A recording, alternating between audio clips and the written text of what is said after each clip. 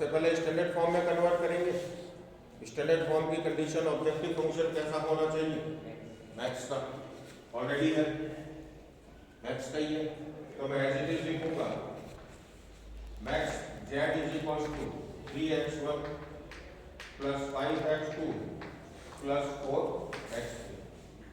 Second condition, right hand side पे सारे elements क्या होने चाहिए, पॉजिटिव है। थर्ड कंडीशन, सभी इनइक्वालिटीज को किस में कन्वर्ट करेंगे, इक्वेशन में। ये सभी लेस देन है, इसका मतलब सभी में वेरिएबल्स ऐड होगा, तो कितने सिलेक्ट वेरिएबल्स ऐड होंगे, 3। यहाँ पे x3 का कोएफिशिएंट 0 है, यहाँ x1 का कोएफिशिएंट ऑलरेडी 0 है, तो मैं इसको लिखूंगा 2x1 plus 3x2 plus 0x3, it is given. और अब मैं ऐड क्या करूंगा, सिलेक्ट वेरिएबल, तो यहाँ पे मैंने सिलेक्ट वेरिएबल ऐड किया x4, तो ये क्या बन जाएगा, equals to. Second condition, 0x1 plus 2x2 plus 5x3, इसमें एक नया स्लैक ऐड करूंगा x5 is equals to 10। Third condition, 3x1 plus 2x2 plus 4x3, इसमें एक नया स्लैक ऐड करूंगा x6 is equals to 15 and x1 से लेके x6 सभी क्या होने चाहिए, पॉजिटिव। ये सिलेक्ट वेरिएबल के कोएफिशिएंट ऑब्जेक्टिव फंक्शन में क्या रखूंगा, 0x4 0x5 0x6। Table first शुरू करने से पहले मैं ये चेक करूंगा कि क्या मुझे आइडेंटिटी मैट्रिक्स मिल रही है क्या। तो मैं अपने मैट्रिक्स बनाकर देख रहा हूं, 2 0 3 3 2 2 0 5 4 1 0 0 0 1 0 0 0 1। आइडेंटिटी मैट्रिक्स मिल रही है, तो मैं टेबल बनाना स्टार्ट करूंगा और कैलकुलेशन प्रोसीड करूंगा। तो टेबल फर्स्ट,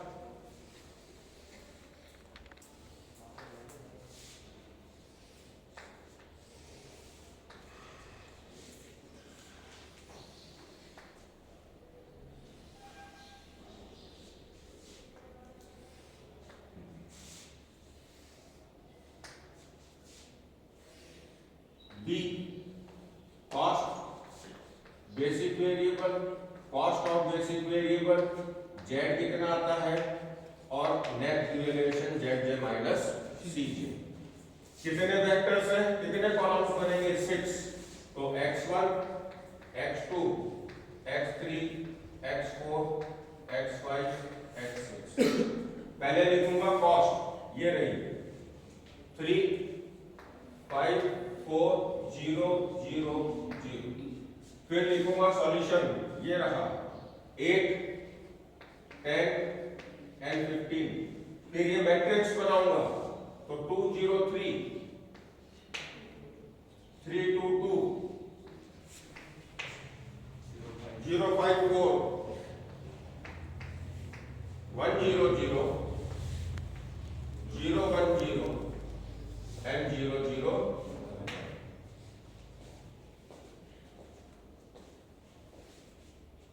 ठीक है, यहां तक का काम तो आसान है।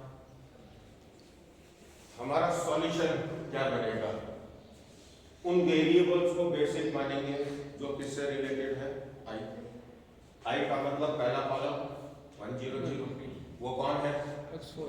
तो मैं सबसे पहले क्या लिखूंगा, x4, फिर क्या लिखूंगा, x5, फिर क्या लिखूंगा, इनकी कॉस्ट दे रखी है 0 0 0। तो हमें क्या मिल गया, इनिशियल बेसिक फिजिबल सॉल्यूशन क्या आया, x4 is 8, x5 is 10, x6 is 15 and rest of the variables are 0, क्योंकि वो क्या है, नॉन बेसिक। ये सॉल्यूशन आ गया, जेड कितना आया? इस सॉल्यूशन को जब मैं जेड में रखूंगा तो जेड कितना आएगा? 0। ये जेड कितना आया? क्या ये 0 मैक्सिमम है? नहीं, कह नहीं सकते। कह नहीं सकते, हो भी सकता है, नहीं भी हो सकता। इसके लिए हम क्या करेंगे? Net evaluation Z J minus सी जे। पहले कॉलम के लिए 0 × 2 0 0 -3, तो -3 -5 -4। ये तो कल बताया था अच्छी तरह। और जो बेसिक वेरिएबल है उसके लिए हमेशा क्या आएगा? 0। Since all zj minus cj are not positive, hence the solution is not optimum. आपके सारे zj minus cj पॉजिटिव नहीं आए ना, इसका मतलब ये जो सॉल्यूशन है ये आपका ऑप्टिमम नहीं है। तो इसको ऑप्टिमम बनाने के लिए नेक्स्ट कॉम्बिनेशन ढूंढने का काम सिंप्लेक्स एल्गोरिथम अपने आप करेगा। वो क्या कहता है? Find out the most negative. Most negative is -5। इसको मार्क कीजिए, इस कॉलम को सेलेक्ट कीजिए। कौन सा वेरिएबल नजर आया? x2। तो ये क्या बनेगा? एंट्रिंग वेरिएबल, ये एंटर करेगा। And this column is entering column. बाहर कौन जाएगा?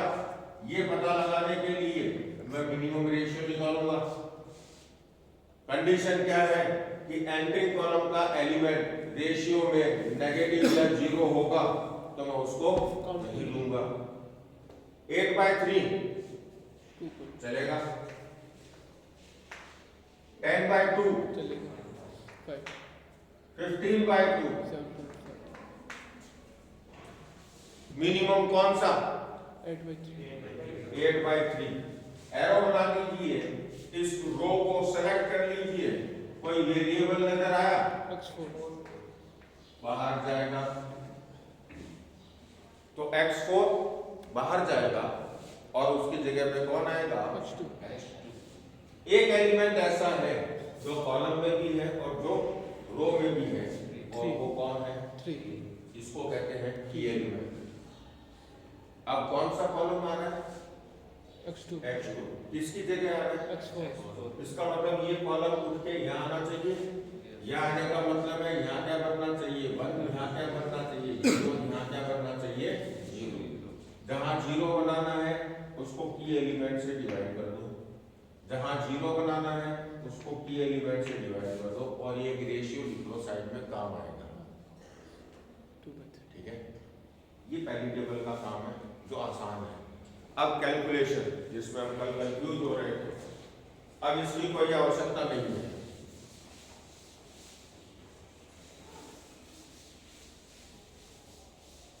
मैं बनाऊंगा टेबल सेकेंड।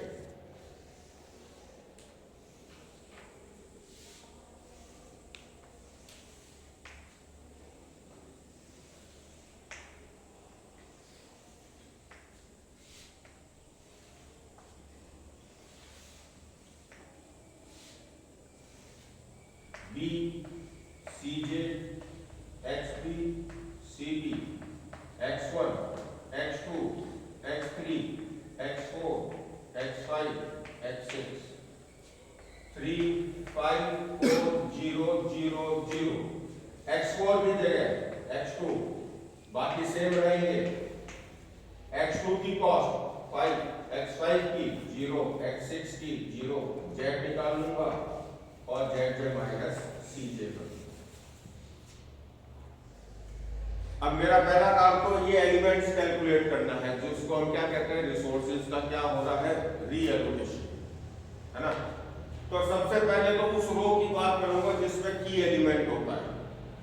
ये रहा, इस पूरी रो को किससे डिवाइड करूंगा? की एलिमेंट से। की एलिमेंट से डिवाइड करूंगा तो ये बन जाएगा 8/3 2/3 1 0 1/3 0 एंड 0। उसके बाद मुझे ये रो कैलकुलेट करनी है, तो मैंने लिखा 10 0 2 5 0 1 0 minus minus minus minus minus minus minus. इसके सामने किसको लिखूंगा बार बार?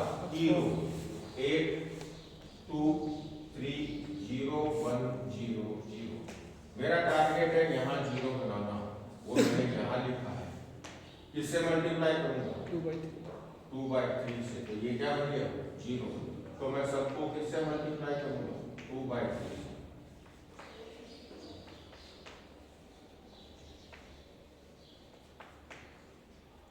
तो ये कितना बन गया? 14/3। ये बन गया माइनस का 4/3, ये बन गया 5, ये बन गया माइनस का 2/3, ये बन गया 1, ये बन गया 0। तो ये आएगा साहब 14/3 माइनस का 4/3 0 5 माइनस 2/3 1 एंड 0। कोई डाउट? सही है। नेक्स्ट मुझे ये एलिमेंट कैलकुलेट करना है, तो ये रो तो सेम रहेगी, कौन सी? ई रो। ये तो वही रहेगी, ये हट जाएगा, तो यहाँ क्या आ जाएगा? 15, यहाँ क्या आ जाएगा?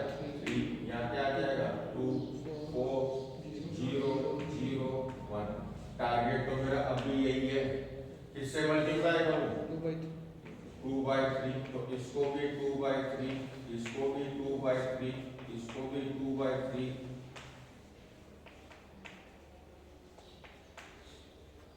कितना आया? 29/3। कितना? 5/3 0 4 माइनस 2/3 0 1। तो ये आ गया 29/3 5/3 0 4 माइनस 2/3 0 एंड 1। तो सारे नए एलिमेंट्स निकाल लिए, आपका नया सॉल्यूशन आ गया। x2 is 8/3, x5 is 14/3, x6 is 29/3। z निकालेंगे। z निकालने के लिए आप इनको किससे मल्टीप्लाई करेंगे? इनके कोफिशिएंट से, वो यही लिखे पड़े। और जो वेरिएबल टेबल में नजर नहीं आ रहे उनसे कोई मतलब नहीं है, क्योंकि वो तो वैल्यू कितनी देंगे आपको? 0, क्योंकि वो कैसे वेरिएबल है? Non basic. तो इसको इसकी कॉस्ट से मल्टीप्लाई किया तो कितना है? 40/3 प्लस 0 प्लस 0। कंफ्यूज मत हो जाना, ये मैं z माइनस cj नहीं निकाल रहा हूँ, ये मैं z निकाल रहा हूँ। तो आप चाहो तो ऑब्जेक्टिव फंक्शन में रख के देख सकते हो, ठीक है। तो ये z कितना आया? ये आया 40/3। पहले कितना आ रहा था और अब इम्प्रूव हो रहा है, ठीक है। यही हम कहते हैं कि सिंपलेक्स मेथड क्या कहता है? इम्प्रूव बेसिक फिजिबल सॉल्यूशन देता है, जिसमें हम फिजिबिलिटी से काम मूव करते हैं ऑप्टिमिलिटी की ओर। क्या ये सॉल्यूशन बेस्ट है? पता नहीं। तो फिर से क्या कैलकुलेट करोगे? क्या हमारी किस्मत इतनी अच्छी है कि अभी पॉजिटिव आ जाए? नहीं है ना। तो z माइनस cj निकालूंगा, उससे पहले ध्यान देना यहाँ क्या लिखा? क्या सेकंड कॉलम 1 0 0 है इस टेबल में? यहाँ क्या लिखा? क्या पांचवा कॉलम 0 1 0 है? यहाँ क्या लिखा? 0 0 1 है। तो जब मुझे पता है कि ये वेरिएबल की मैट्रिक्स ऐसी बनेगी, तो मैं यहाँ रख के क्यों कैलकुलेट कर रहा हूँ? मैं इस रो के एलिमेंट और इन कॉलम के एलिमेंट तो मैं बिना कैलकुलेशन के लिख सकता हूँ। तो मेरे पास कैलकुलेट करने लायक बचे कौन? 2 2 4 2 6 2 8, यही तो बचे जो मैं शॉर्टकट की बात कर रहा था। जैसे मान लीजिए मैं नेक्स्ट टेबल में लिखता हूँ x2 x3 x6, तो मैं 1 0 0 0 1 0 0 0 1 तो लिखूंगा ही लिखूंगा। फिर कहीं तो की एलिमेंट मिलेगा, उसको की एलिमेंट से डिवाइड कर दूंगा, तो ये सारे एलिमेंट्स तो आ गए। फिर क्या करूंगा? ये रेशियो निकालूंगा, ये रेशियो निकालूंगा और आगे का काम करूंगा। तो आपकी चॉइस है, आप चाहो तो इससे कर सकते हो, गलती होने के चांस कम है। ये रफ वर्क है, इसको आपको फिर दिखाने की आवश्यकता नहीं है। उसको किससे मतलब है? टेबल से। टेबल के बाद में ये जरूर लिख देना solution is this one, x2 इतना, x5 इतना, x6 इतना, z बराबर, ठीक है। z के माइनस cj निकालने का काम अब आप करोगे या मैं करूं? कर लेंगे। अब तो आप एक्सपर्ट हो गए, 1/3 0 माइनस कर लोगे या किसी को डाउट है? कर लेंगे। पक्की बात है, कर लोगे? यस सर, कर लीजिए। तो मैं नेक्स्ट क्वेश्चन ले लूं।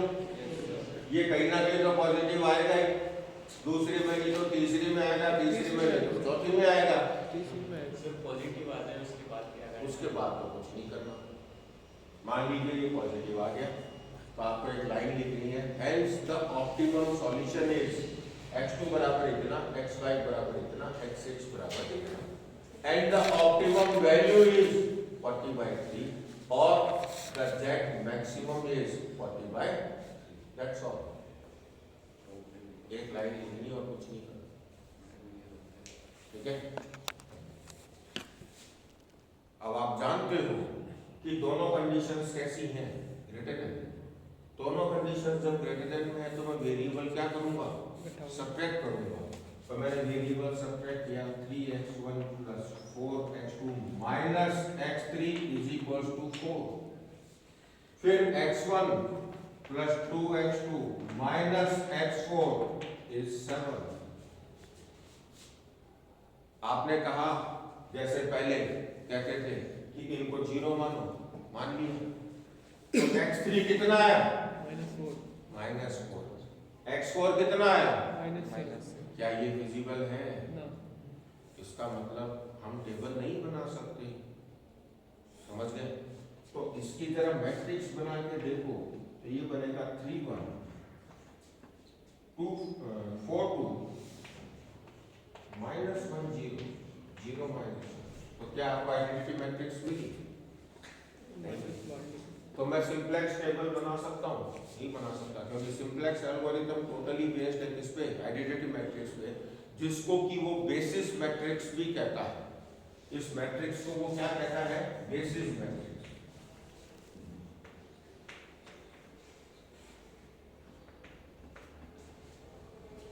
तो मुझे ये बेसिस मैट्रिक्स को इंट्रोड्यूस करनी ही पड़ेगी। तो आइडेंटिटी मैट्रिक्स के कौन कौन से कॉलम नहीं है, इसमें आई के कौन से कॉलम नहीं है, 1 0 नहीं है और 0 1 भी नहीं है क्या, 1 0 नहीं है और 0 1 नहीं है। तो मुझे ये दो कॉलम बनाने पड़ेंगे।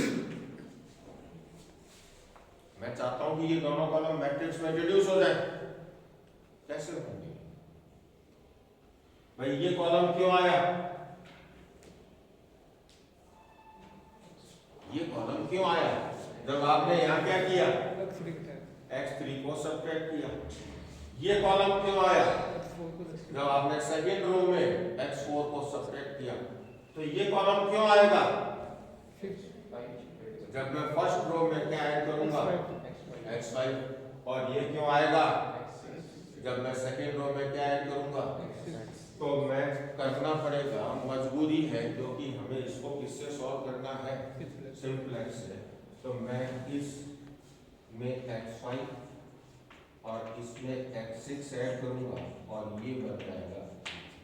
तो जो मैट्रिक्स टेबल के बाहर थी वो अब हमारी टेबल में शामिल हो गई ना। अब आपने दो वेरिएबल तो सीख लिए, एक को तो स्लैक कहते हैं, एक को सरप्लस कहते हैं, ये तीसरी क्या बना है। तो ये जो वेरिएबल आपने ऐड किए, जिनको सिर्फ किस लिए ऐड किया गया, आइडेंटिटी मैट्रिक्स बनाने के लिए, इनको कहते हैं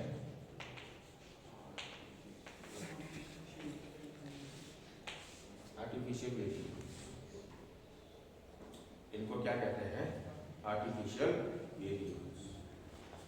जब आपकी स्टैंडर्ड फॉर्म में कन्वर्ट करने के बाद आर्टिफिशियल वेरिएबल अगर आ जाए तो हमारे पास इस प्रॉब्लम को सॉल्व करने के दो मेथड हैं। पहला मेथड है बिगर मेथड, दूसरा मेथड क्या है, टू फेज मेथड।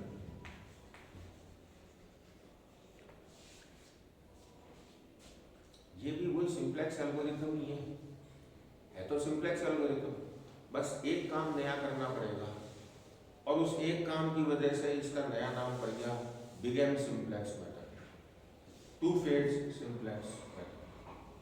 ठीक है, बेसिक क्या है, सिंपलेक्स एल्गोरिथम, लेकिन नया काम क्या है, थोड़ा सा बिग एम में थोड़ा सा, टू फेज में भी थोड़ा सा, आगे का प्रोसीजर सेम, बिल्कुल सेम। तो हमें एग्जाम में पता कैसे चलेगा कि मुझे बिग एम से करना है या टू फेज से करना है या सीधा ही करना है? तो मैंने आपको क्या बताया कि मैं तो स्टैंडर्ड फॉर्म में कन्वर्ट करने के बाद सबसे पहले क्या ढूंढूंगा, आइडेंटिटी मैट्रिक्स। अगर मिल जाती है तो चालू हो जाऊंगा, नहीं मिलती है तो बनानी पड़ेगी तो आर्टिफिशियल वेरिएबल आएंगे, आर्टिफिशियल वेरिएबल आएंगे तो या तो बिग एम से करेंगे या टू फेज से करेंगे। अब सवाल ये है कि इन दो में से किससे करूं? तो पूरी छूट है, किसी से कर लो, नतीजा दोनों से सेम आता है। किसी से भी कर सकते हो, चाहे बिग एम से करो चाहे टू फेज से करो, नतीजा दोनों से सेम आता है।